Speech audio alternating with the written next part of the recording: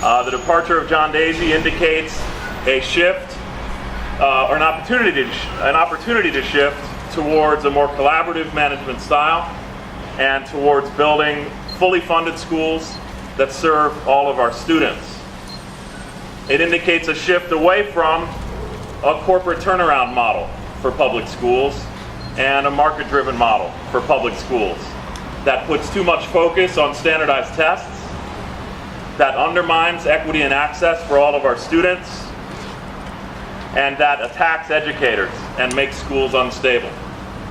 We have an opportunity to shift towards a management style that will help us win the schools LA students deserve.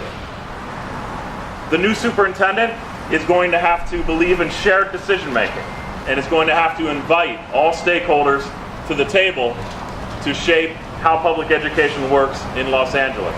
And we look forward to working with the school board on building that kind of transparent search process, and we look forward to working with the new interim superintendent and whatever permanent superintendent comes around the priorities that are outlined in the Schools LA Students Deserve campaign. Sorry.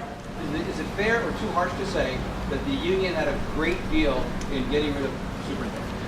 Our position has been very clear as UTLA. Our position has been that the school board should hold John Deasy accountable.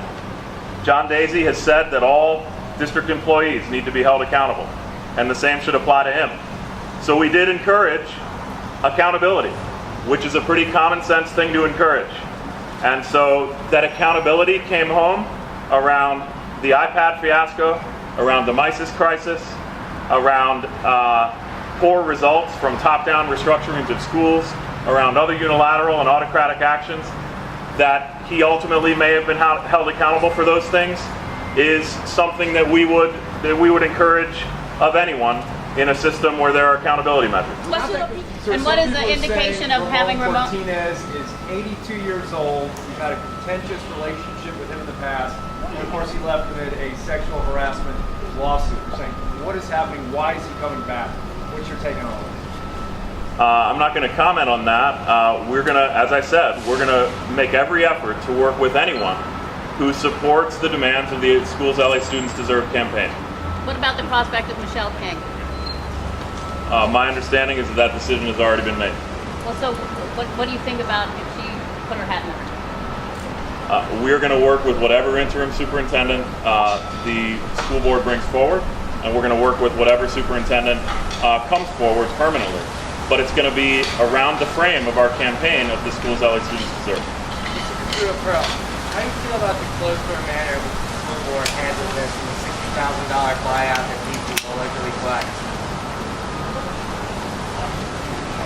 My understanding of this process, it being a personnel matter, is that a certain amount of it had to happen behind closed doors. And I'm not going to comment on the money involved. I don't have a clear understanding of that yet.